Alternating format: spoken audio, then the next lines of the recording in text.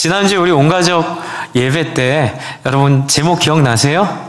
나무늘보와 한 영혼이라는 제목으로 우리 아이들 연극을 했고 제가 설교를 베드로후서 3장에 있는 말씀으로 같이 나누었습니다. 짧게 기억해 보면 노아의 홍수를 모티브로 해서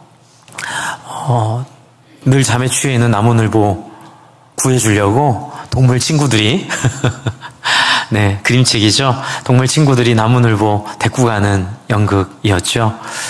굉장히 기독교 그림책은 아닌데 굉장히 또 성경과 일맥상통하는 점이 있습니다.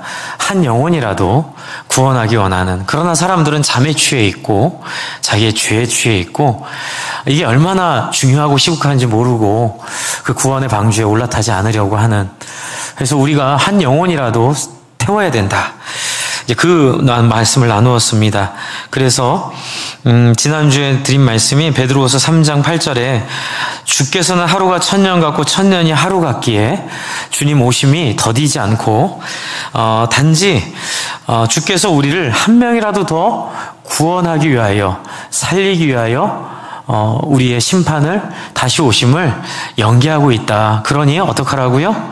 이 하나님의 사랑을 알고 같이 한번 해볼까요? 한 영혼이라도 더 생명을 얻게 하려고 하는 거죠. 그런데 이제 오늘 말씀은 이제 이 말씀을 마무리하는 말씀입니다. 그런데 여러분 생각해 보세요. 왜 한 영혼이라도 더 구원해야 되죠? 놔둬도 그냥 잘 살 텐데요. 여러분 우리보다 더 잘 살아요. 우리 주변에 계신 분들은 사실 누구의 도움이 필요 없어 보입니다.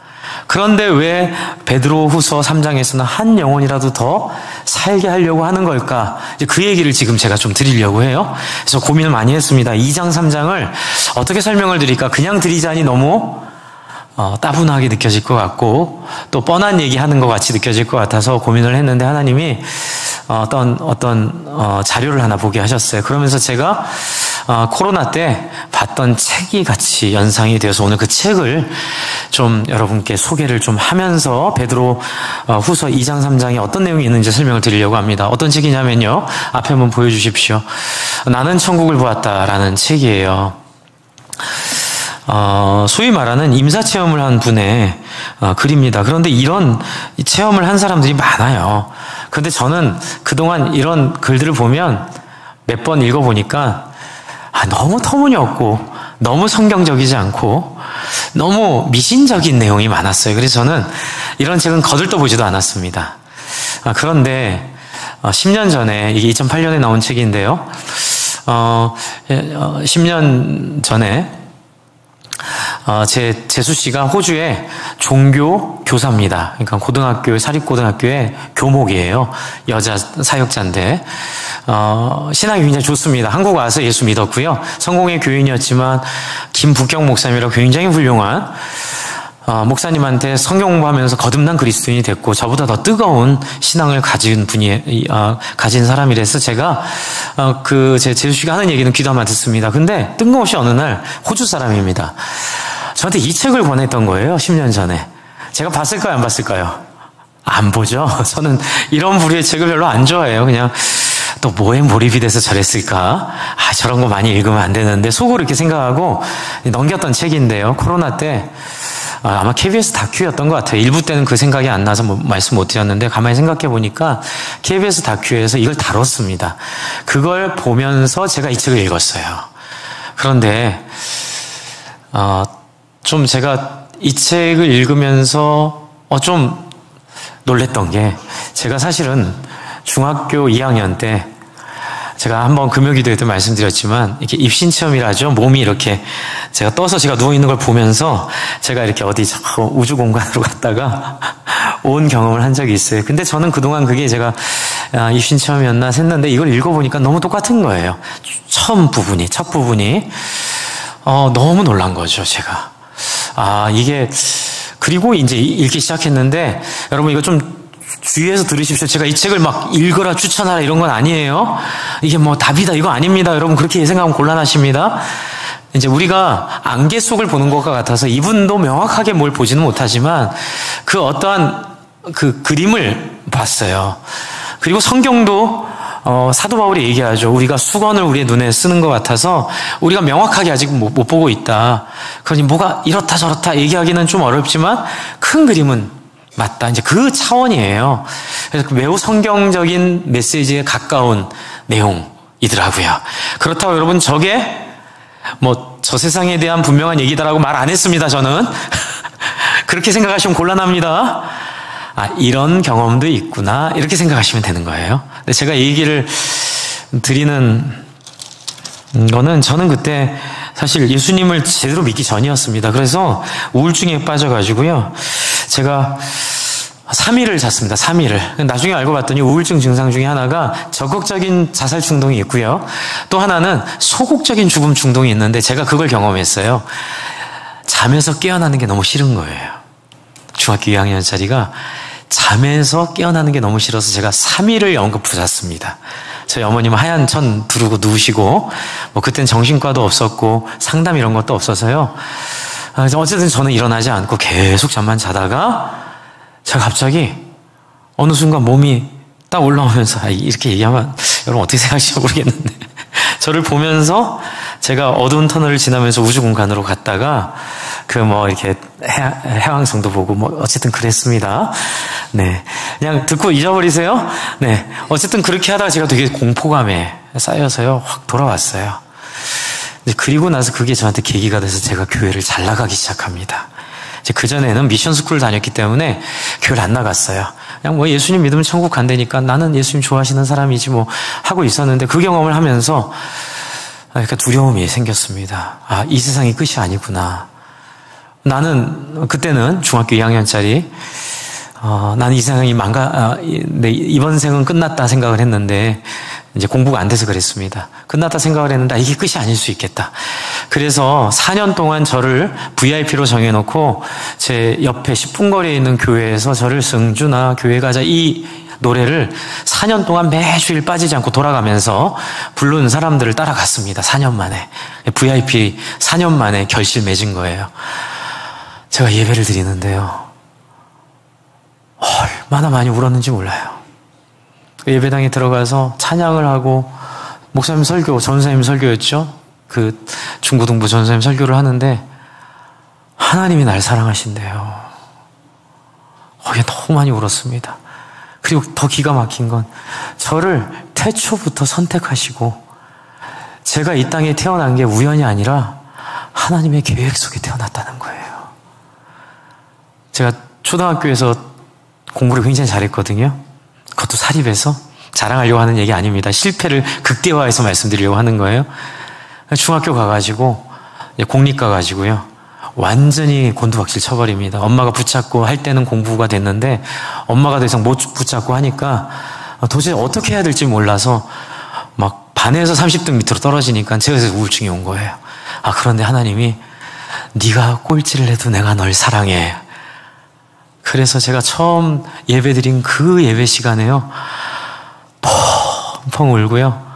그러다 콧물 막 나오고 그래도 부끄럽잖아요. 그 사춘기 시작되는데 콧물 누가 흘린 거 봤을까 봐 또 부끄러워가지고 또 막 주변 사람들 쳐다보니까 다들 안 보대요. 저를. 자기들 기도하느라 바빠가지고 하고 막 콧물 닦고 마지막에 새 가족에 일어나라고 하는데 일어나는데 눈이 퉁퉁 붓고 막 이러니까 사람들이 끝나고 와서 저한테 야, 또 누가 너한테 뭐라 그랬니? 상처받아서 우는 거야? 라고 했던 기억이 나요. 저에게는 이게 예수님을 믿는 소위 말하는 도움이 됐습니다. 끝이 아니라는 걸 알게 됐으니까요. 근데 이분 경험은 좀 더 진보됐더라고요. 이분은 하버드 의대 뇌신경학 교수입니다. 굉장히 미국에서는 충격이었죠. 왜냐하면 이 사건이 이전에도 이분은 굉장히 알려진 우리로 치면 명의. 그래서 뇌과학과 관련해서 굉장히 많은 저술과 많은 강연과 또 이게 명의로 알려져가지고 사람들이 치료받기 원하는 교수였는데 이분이 어느 날 쓰러집니다. 그리고 7일 동안 뇌사에 빠져요. 근데 자기가 쓰러질 때 자기는 의사니까 알았대요. 이게 뇌수막염일 것 같다. 그래서 쓰러져서 자기도 모르는 사이에 뇌사에 빠지고 그런데 뇌사에 빠진 7일 동안 자기는 한 번도 생각하지 못한 그 터널을 지나서 처음엔 약간 두려움의 터널을 지나서 그 뒤로 나갔을 때 제가 왜 성경적이라고 얘기하냐면 무한한 사랑의 존재를 만난 거예요. 무한한 사랑의 존재를. 그리고 거기서 자기의 어렸을 때 헤어졌던 죽었던 누이 동생도 만나고 자기가 너무너무 그리워했던 사람들도 만나고 그러면서 7일 만에 깨거든요. 7일 만에 깨고 삶에 대한 시각이 바뀌어버리는 거예요. 완전히 이 사람 표현으로는 새로운 시각을 갖게 되었고 더 이상 이 세상이 다가 아니구나. 근데 놀라운 것은 이분의 영향력으로 인한 건지는 모르겠지만 작년에 뉴욕 대학의 뇌과학 의사들이 연구를 한 발표를 학회에서 발표한 내용이 있습니다. 미국 뉴욕대 의대 국제연구팀은 심장이 멎은 지 심폐소생술로 살아난 환자 가운데 약 20%가 그러니까 심폐소생술을 하다 보니까 죽은 사람도 살려내잖아요. 저승문턱까지 갔다 온 거를 연구하면서 알게 돼요. 특히 심폐소생술을 하는 동안 최대 1시간까지 뇌가 활발하게 활동하고 있다는 징후인 다양한 뇌파가 발견됐는데 이들 뇌파 가운데 일부는 의식이 있는 상태에서 사고력, 기억 검색과 의식적 지각 등 높은 수준의 정신 기능을 수행할 때만 생기는 뇌파가 나온다는 거죠. 그래서 결과는 어떻게 됐냐면요. 주요 저자인 뉴욕대 의대 샘파니아 부교수는 심정지 환자들의 이런 경험은 무질서하거나 죽어가는 뇌의 속임수가 아니라 죽음 직전에 나타날 수 있는 인간의 독특한 경험이다 이렇게 정리가 되었습니다. 우리말로 치면 내세를 본 거예요. 사후세계를 본 거죠. 그래서 567명을 조사했고요. 그리고 126명의 추가 증언을 수집해서 분석했습니다. 그래서 심정지후 생존달은 몸에서 분리됐다는 인식, 별다른 고통 없이 사건을 관찰하는 경험, 타인에 대한 행동, 의도, 생각과 같은 삶에 대한 의미 있는 평가 등 독특하고 뚜렷한 경험을 회상했습니다. 이런 죽음 직전의 경험은 환각, 망상, 환상 꿈 또는 심폐소생술로 인해 생긴 의식과는 사뭇 달랐다는 걸 증명했다고 얘기하네요. 그래서 이렇게 결론이 이렇게 되어 있습니다. 지금까지의 연구가 임사체험을 완전히 입증하지는 못했지만 이를 부인할 수도 없다고 결론을 내립니다. 이제까지는 그런 건 없다는 결론을 의사들이 내렸거든요. 그러나 이제 결론은 약간 더 나아갑니다. 있을 수도 있다는 거예요. 제가 여러분 이 말을 왜 드릴까요? 사도 베드로가 이 베드로 후서에서 2장 3장에서 하는 얘기가 바로 이런 얘기예요. 여러분의 삶은 여기가 끝이 아니라는 얘기하고 있어요. 여러분은 그렇죠? 죽음 이후에 삶을 만나게 될 거라고 베드로가 얘기하고 있어요. 또 하나는 하나님이 이 땅을 새롭게 할 것을 얘기하고 있어요. 그리고 또 예수님이 다시 재림할 것을 얘기하고 있습니다. 그래서 제가 교환에 이렇게 적어놨거든요. 내용이라고 되는데 보면 그는 예수님은 다시 오신다는 것을 분명히 합니다. 성경에 있는 말씀은 이루어졌고 앞으로도 이루어질 것입니다. 두 번째는 하나님의 최후 심판을 무시하고 자신의 신앙을 자신의 욕망으로 이루는 도구로 사용하는 사람들에게 하나님의 심판이 있다는 얘기를 분명히 말하고 있습니다. 그리고 세 번째는 아직 그 시간이 더디게 오는 것 같지만 더디게 오는 게 아니라 그렇죠? 하나님의 섭리 가운데 분명히 올 시간을 보내고 있다고 사도 베드로는 얘기하고 있다는 거죠. 저는 여러분이 이 땅에만 매인 사람이 되지 않기를 바랍니다. 왜 그러냐면요. 베드로 사도가 지금 베드로 후서에서 말하고 있는 이 조심해야 될 거짓 선생들이 바로 그런 사람들이기 때문에 그래요. 여러분 신앙생활을 하는데 종교적으로 하는 사람들이 있어요. 근데 종교적으로 하는 사람들의 원인은 신앙의 목표를 현세에 두기 때문에 그렇습니다. 쉽게 얘기하면 예수 믿고 내가 좀 복받고 잘 살고 이 땅에서 우리 아이들 잘 되고 내가 마음이 좀 평안해지고 그리고 죽으면 좀 좋은 데 가겠지라고 막연하게 생각하게 하는 그 요인들이 있습니다. 이 부분들 때문에 어떤 일이 벌어질까요? 현세에 집착하기 때문에 신앙이 매우 세속적이 되는 거예요. 세속적이 되면 어떤 일이 벌어지나요? 재미없어요. 신앙생활이 무기력합니다. 네, 그래서 교회에서 세상과 다르지 않은 모습으로 살아가게 돼요. 여러분, 우리가 VIP들을 전도할 때 VIP들이 가장 많이 하는 얘기가 뭔지 아세요? 목사님, 우리는 교회가 다른 걸 기대해요. 교회 가면 정말 서로 용납하고 사랑하고 정말 뭔가 종교인다운, 이런 표현 하죠. 뭔가 종교인다운 모습을 우리가 기대하는데, 제가 사회에서 만난 목사님, 권사님, 집사님들은 너무 세상적이에요 라는 얘기를 참 많이 합니다. 여러분, 그게 누구의 잘못이 아니에요. 뭐냐면 다시 오실 예수님을 잊어버렸기 때문에 그래요. 그리고 우리의 삶이 여기가 다가 아니라는 사실을 모르기 때문에 그래요. 그래서 여기서 비교하고 원망하고 서로 자기의 것들을 주장하고 자기의 것들을 말하고 다투고, 이러한 일들이 여러분 교회 안에 있어요. 있는데 그것이 정상이에요? 아니에요? 정상이 아니에요. 여러분, 제가 이게 왜 중요하게 얘기하냐면, 옛날에는 저도 배웠을 때 어떤 분들은 그래요. 막 너무 실망하지 마. 원래 이 땅에 있는 교회는 다 그래. 다 그런 줄 알아서 성경을 이렇게 얘기 안 해요. 이 땅에 있는 교회가 다 그러면 하나님 나라 없는 겁니다.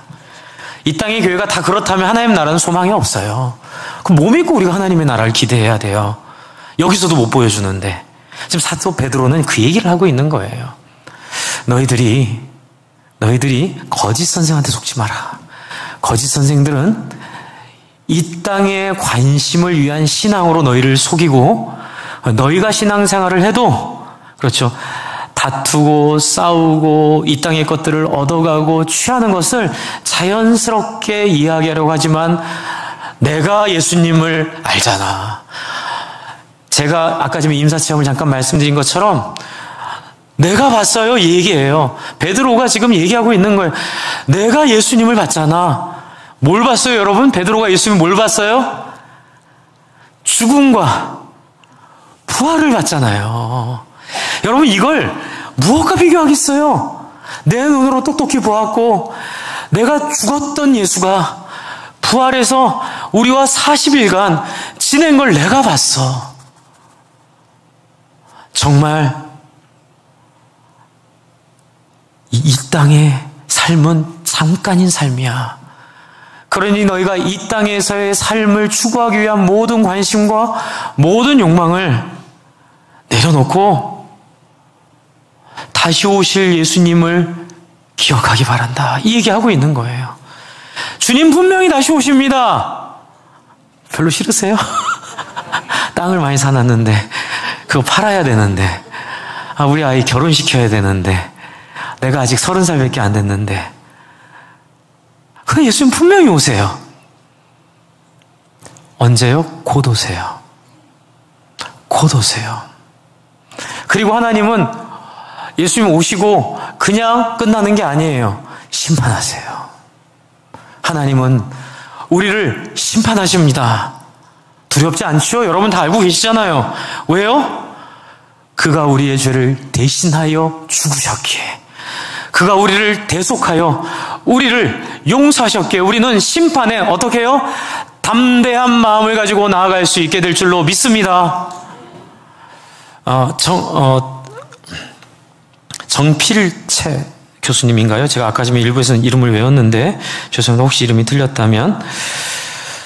그 교수님의, 한국의 이 교수님은 서울의대 내과 전문의셨나 봐요. 그런데 이분이 은퇴를 2년 앞두고 방광암에 걸리셔서 죽음에 대한 고민을 많이 하다가 이제 의사로서, 아마 저는 아까 전에 제가 말씀드린 그 의사, 하버드대 의사의 영향도 있는 것 같아요. 그분의 이야기 때문에 그랬는지 이분도 임사 연구를 많이 하시더라고요. 유튜브에도 많이 나오는데, 이분은 그냥 사후 세계가 있다 이 정도만 확신하셔서 의사로서 이제 강연하고 다니시든 불교도 다니시고 천주교도 다니시고 기독교도 다니시는 것 같은데 뭐 그냥 그 정도만 얘기하세요. 근데 이분이 무슨 얘기를 하냐면요. 자기가 우울증이 해결되지 않는 환자를 만나봤대요. 우울증이 해결되지 않는, 아무리 약을 먹고 아무리 의학적 처방을 해도 해결이 안 돼서 얘기를 들어보니까 약으로 해결되지 않을 것 같은 이유는 뭐냐면 아이를 잃은 거예요. 생때 같은 아이가 죽은 거예요. 이걸 잊을 수가 없는 거예요. 이 아이를 생각을 안 해도 이 아이에 대한 그 마음의 절망감이, 완전히 헤어졌다는 절망감이 이 어머님을 완전한 우울증 상태로 몰아넣었다는 걸 발견하고, 이분이 자기가 연구하고 자기가 확신한 그런 이런 의학적인 바탕을 통해서 무슨 얘기를 해주냐면 사후세계가 있습니다. 그리고 그 사후세계 공통점은요, 아까 말씀드렸죠. 죽은 누이를 만나고, 그래서 다른 사람들과 교제하고 만나는. 사실 저희 아버님도 암으로 돌아가시기 이틀 전에 저희 돌아가신 엄마가 보인다는 거예요. 그래서 제가 아버지 붙잡고 막 흔들면서 울었거든요. 아버지 정신, 속으로는 우리 아버지 드디어 망상을 이렇게 보는나? 막 너무너무 슬펐는데, 제가 이렇게 보니까 그게 죽음의 현상이더라고요. 그리웠던 사람들, 아버지들, 가족들을 다시 만나게 되는, 뭐 이게 진리는 아닙니다, 여러분. 예, 듣고 그냥 넘어가세요. 근데 그게 성경적인 센스에 부합해요. 하나님은 저와 여러분을 사랑하실 줄 믿습니다. 여러분 마음에 있는 자녀를 향한 그리움, 부모를 향한 안타까움, 헤어진 우정을 향한 속상함을 하나님이 같이 긍휼히 여기시고 아파하시고 우리의 심정을 통촉하여 주실 줄을 믿으시기 바랍니다. 그래서 어떤 임사자는요, 2차 대전 때 생존자인데 자기의 죽은 전우를 만났다는 거예요. 근데 이게 모를 땐 두려운 거거든요.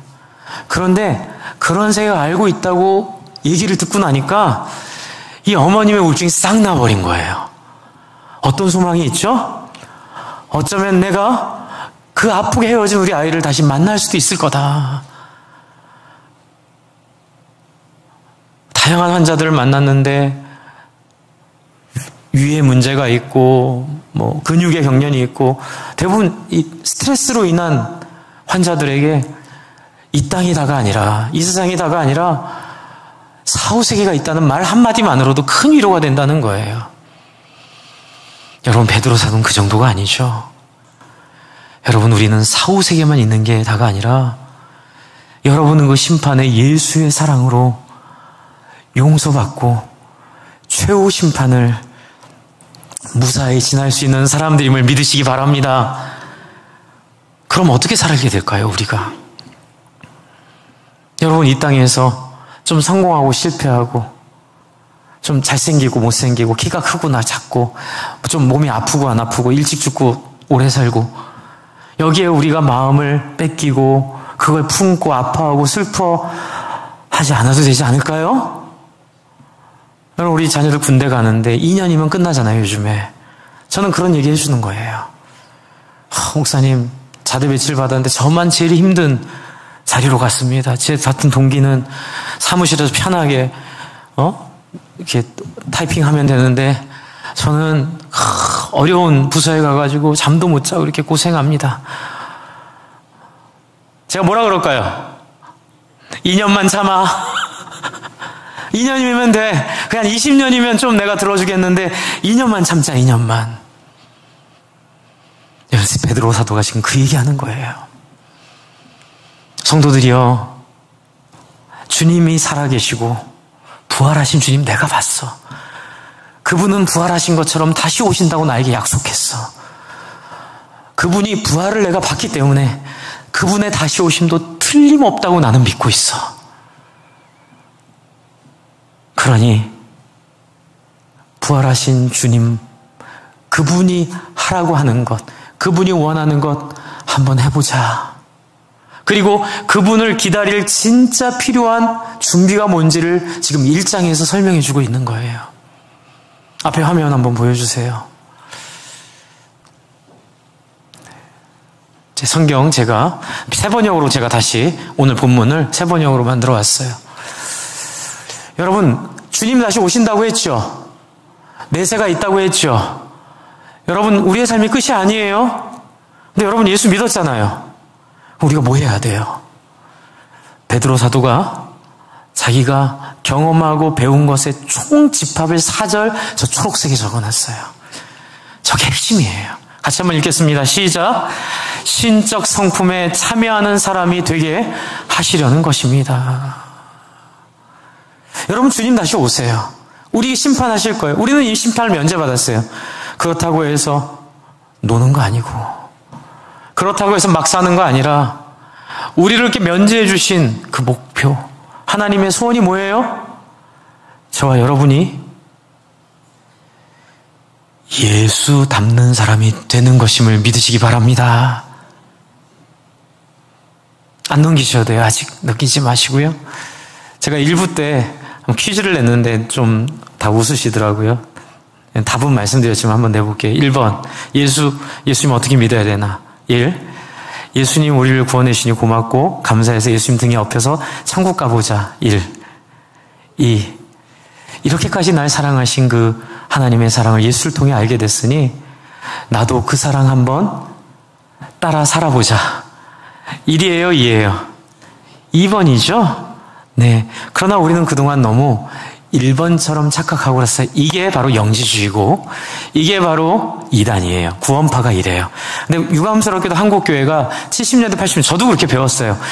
막 너무 사람들을 전도해야 되는 열심히 있고 성경을 잘 모르니까 우리는 단순한 복음이 아니라 그건 좀 무식한 복음이었어요. 복음의 내용을 잘 이해하지 못했던, 예수만 믿으면 천국 갈 수 있으니 다 예수만 믿어 라고 얘기하면서 소위 말해서 예수 등에 딱 얹어 타서 예수 덕에 천국이나 가보자라는 그런 잘못된 모습으로 우리의 삶을 하나님께 드리지 않아도 된다는 오해를 우리에게 준 거예요.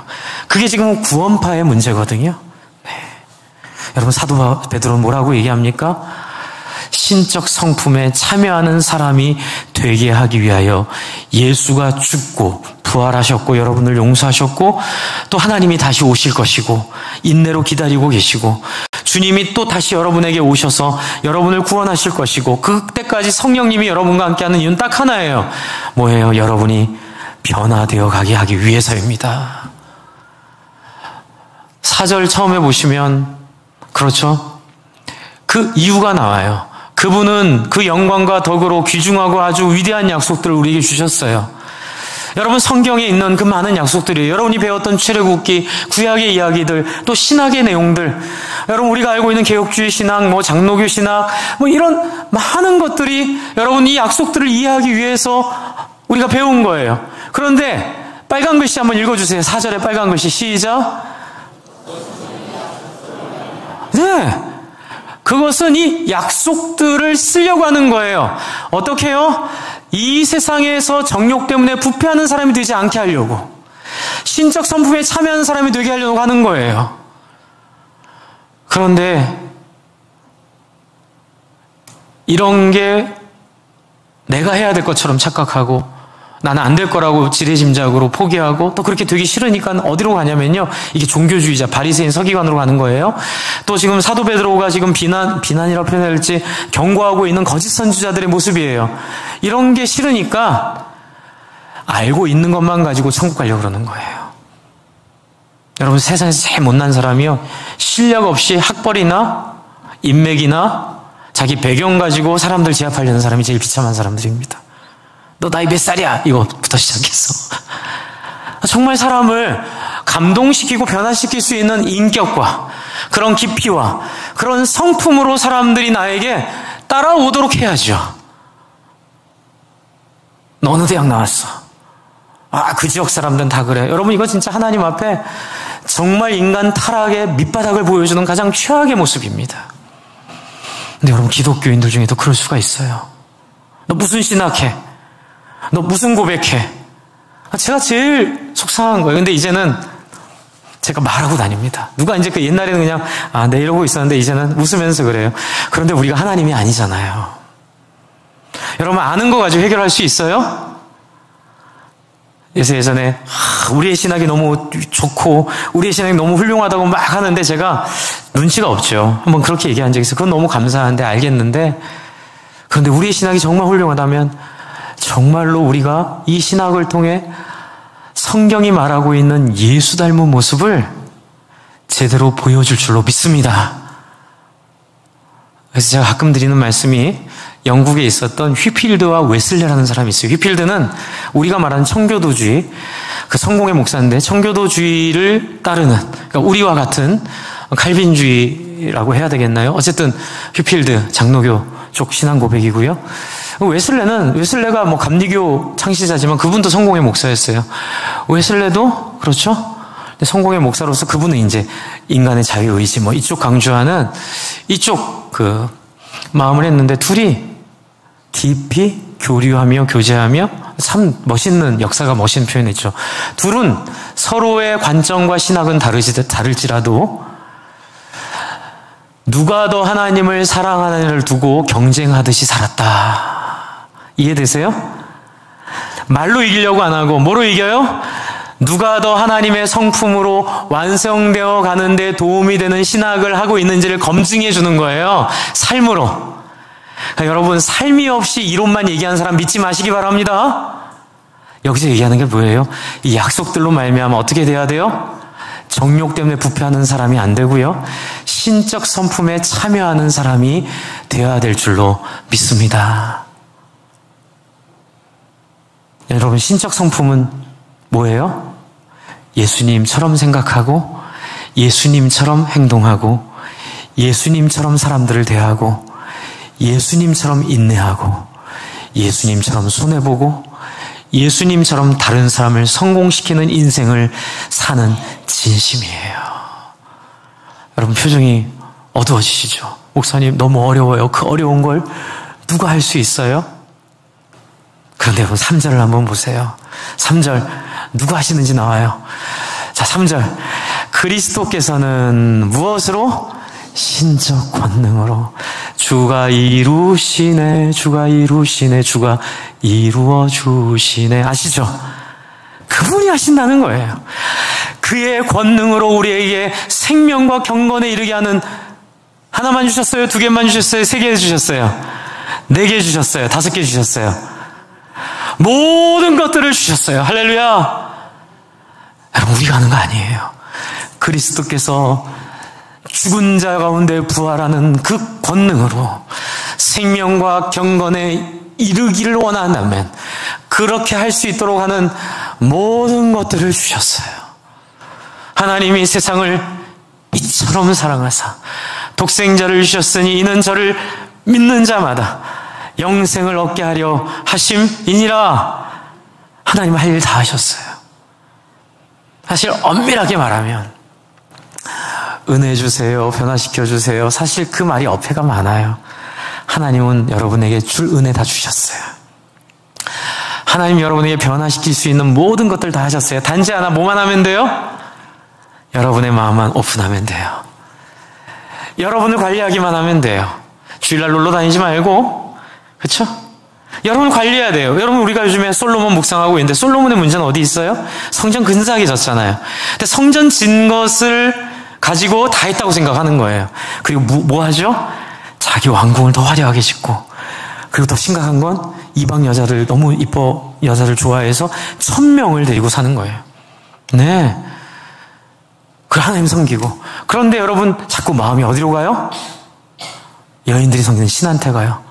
솔로몬이 점점 예배를 멀리하기 시작하고, 솔로몬이 점점 하나님을 멀리하면서도 아픈 줄 모르는.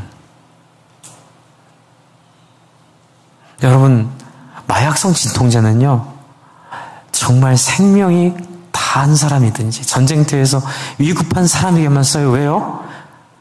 그렇죠? 그게 끝이기 때문에 그래요. 여러분, 우리가 아직 아니잖아요. 그렇죠? 여러분, 마약과 같은 여행하고 놀러 다니고 우리의 삶을 누리고 즐기는, 목사님, 하나님이 우리에게 이렇게 귀한 삶을 주신 건 우리로 쉬기도 하고 누리기도 하고. 맨날 쉬면 어떡해요? 맨날 놀러 다니면 어떡해요? 점점 마음이 하나님께부터 떠나는 거예요. 뭐예요? 하나님 주신 신적 권능을 스스로 거절하고 하나님이 우리에게 주신 모든 것 주신 걸 스스로 문을 닫고 그렇게 안 하기를 바랍니다. 예. 그래서 그것은 우리가 자기의 영광과 덕으로 우리를 불러주신 분을 어떻기 때문에요? 알았기 때문에 하나님 우리에게 오신다고 얘기하고 있어요. 근데 아는 얘기는 다음 장 보여주세요. 베드로후서 1장 1절 2절에 이제 앞으로 거슬러 올라가는 거죠. 알미 나와요. 1절을 얘기할게요. 1절에 이제 이 고백하죠. 예수 그리스도의 종이며 사도인 시몬 베드로는 우리 하나님과 구주 예수 그리스도의 무엇을 힘입어? 의를 힘입어. 여러분, 그 우리의 믿음과 같은 귀한 믿음을 받은 이들에게 문안합니다. 그리고 2절을 얘기해요. 같이 읽겠습니다. 시작. 하나님과 우리 주 예수를 어떻게 해요? 알므로써 은혜와 평화가 여러분에게 더욱 풍성해지기를 빕니다. 여러분, 저는 여러분이 은혜와 평강이 있기를 바랍니다. 그래서 예배 나오라고 말씀드리는 거예요. 하나님을 알아야죠. 하나님을 모르고 은혜와 평강이 풍성할 수가 없어요. 여러분, 하나님을 경험하지 못하고는 제가 아무리 기도를 해도, 제가 금식을 해도 여러분 마음은 좋겠죠. 담임 목사가 나를 위해 기도해 주는구나. 좋긴 하겠지만 사실은 아무 효력이 안 나타나요. 여러분이 뭐 해야 돼요? 그분을 알아가야 돼요. 여러분, 기본적으로 하나님 싫진 않죠? 이 방송을 들으시는 분도 하나님 싫진 않으니까 방송 보실 거예요. 한 200명 보시는 것 같은데 방송 보실 거예요. 그렇죠? 하나님 안 싫으시니까 보시죠. 지금이라도 빨리 현장으로 나오셔야 돼요. 지금이라도 빨리 여러분의 매 주일을 하나님을 듣고 하나님과 여쭤보고 하나님과 기도하고 하나님께 나아가 주님을 좀 알아가는 과정을 배워가야 돼요. 그리고 다음 장 보여주세요. 알게 되면, 관계를 맺게 되면 5절부터 있는 얘기예요. 이제 여러분이 할 일이에요.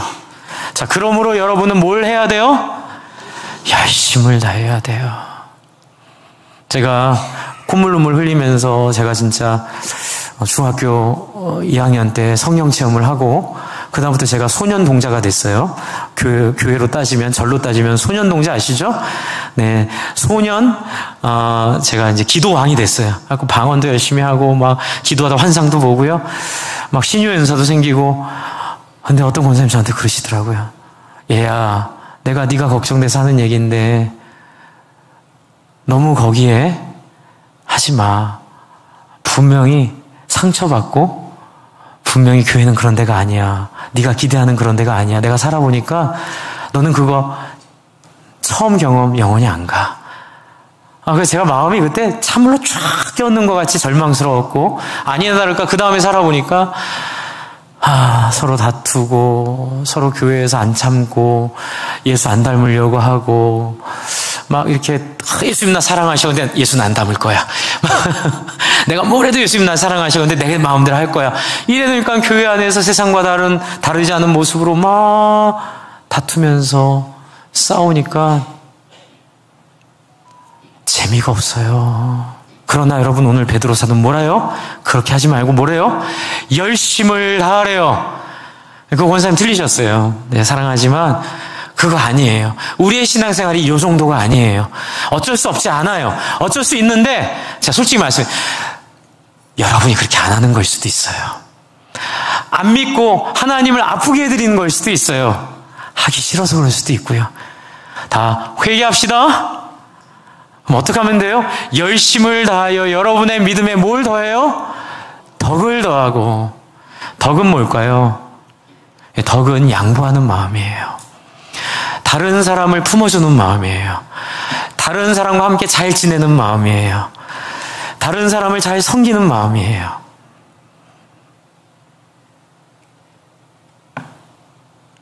제가 어떤 목사님을 알게 됐는데 그 목사님이랑 이제 깊이 있는 대화를 나누다 보니까 교회를 개척한 지 2, 3년 만에 500명이 모였어요.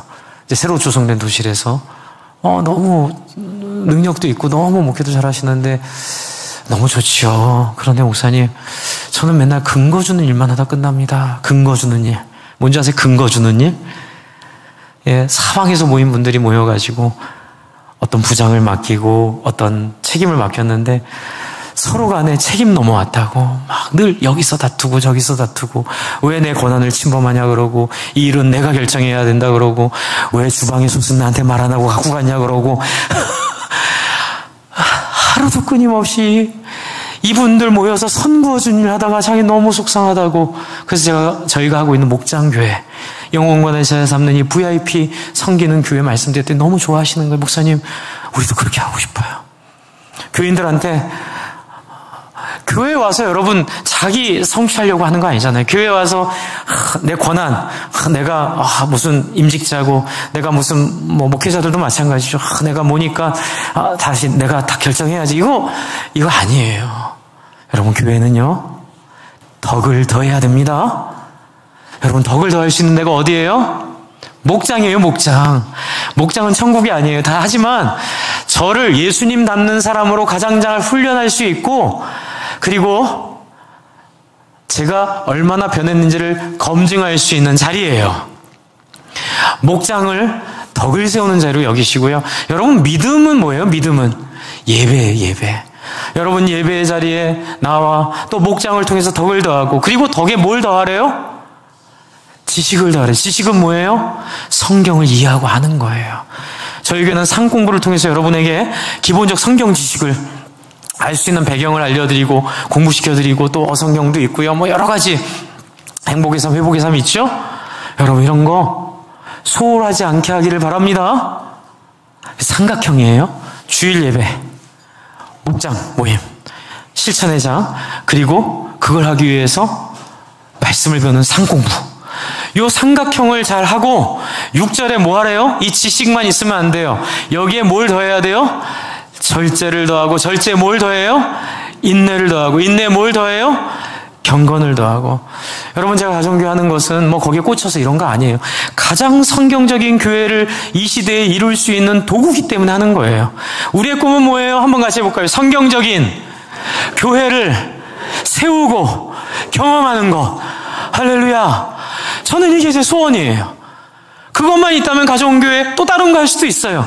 그러나 가정교회가 시스템이 아니라 가정교회 목표는 딱 하나예요. 가장 성경적인 교회를 이 시대에 한번 순종적으로 해보자. 목장과 예배와 지식을 잘 품어내서 그리고 거기에 뭐예요? 기도 훈련, 경건을 하고 절제하고 인내하는 것. 그리고 여러분 이 모든 것들이 다 했을 때 7절에 뭐라라 그럽니까? 한번 읽습니다. 시작. 경건에 상호 우애를 더하고. 목사님 사랑이 어려워요. 여러분 사랑하게 해주세요라고 기도하는 게 빠를까요? 아니면 앞에 있는 믿음의 덕을 더하고 지식을 더하고 절제를 더하고 인내를 더하고 경건을 더하는 게 빠를까요? 네, 기도하는 것도 중요하지만 여러분 사랑 안 되는 건 여러분이 하나님 몰라서 그래요. 하나님을 알도록 기도하셔야 돼요. 예배의 기회를 놓치시면 안 돼요. 또 목장에 꾸준히 나와서 목장에 서로 나누고 교제하면서 여러분의 삶을 하나님 앞에 드려내야 돼요. 그리고 이를 위해서 필요한 손해도 감수해야 돼요. 때로는 돈 버는 것도 좀 포기해야 될 때가 있고요. 때로는 내 기회를 좀 내려놔야 될 때도 있어요. 목장을 지키기 위해서, 예배를 지키기 위해서. 요즘에 너무 매주 놀러 다니는 가족들이 많아서 제 기도 제목이에요. 예배는 한 달에 한 번 나오시면 진짜 대형사고 일어나요. 대형사고. 신앙의 대형사고 일어납니다. 네. 진짜 저는 두려워요. 주 안에 사랑하는 성도 여러분, 저절로 안 돼요. 뭐 하라고요? 열심을 내야 돼요. 나 너를 위해 십자가에 죽었건만 넌 나에게 무엇했느냐. 적어도 저 주님 그렇게 많이 싸돌아다니는 여행 저 하나님 주님 때문에 많이 포기했어요. 할렐루야. 저 많이 절제했어요. 저 많이 하나님 위해서 내려놨어요. 여러분 그랬을 때 마지막 단계가 서로 잘 지내는 겁니다. 여러분 상호 우애에 실패한 교회는 하나님의 슬픔이고 근심거리예요. 여러분의 인생이 마지막 심판에 슬프지 않기를 바랍니다. 목사님, 예수님이 우리의 죄를 용서하셔서 우린 다 구원받았다는 또 무슨 그런 얘기를 하세요? 좀 뒤에까지 한번 보세요. 자, 7절 상호 우애를 더하고 상호 우애에 무엇을 더하라고요? 사랑을 더하실 때 다음 장 보여주세요. 다음 장. 네. 이런 것들이 여러분이 갖춰졌던 넉넉해지면이에요. 그러면 여러분은 어떤 사람이 돼요? 예수를 아는 일에 부지런하고 열매를 맺는 사람이 된다는 얘기예요. 그러니까 여러분, 저절로 열매는 맺혀지지 않아요. 근데 예수를 아는 일에 이런 일이 이루어진다고 얘기하고 있죠. 이런 일을 못하는 사람은 어떤 사람이에요? 근시인 사람이에요. 자기 죄가 깨끗이 잊어버린 사람이에요. 그 다음 장 마지막으로 한번 볼게요. 여기가 이제 좀 생각을 많이 하셔야 돼요. 그러므로 형제자매 여러분, 더욱더 힘써서, 아까 전에 열심을 내라고 했죠? 힘쓰라고 얘기하고 있어요. 목사님, 노력하면 안 되는 거잖아요. 힘쓰면 행위잖아요.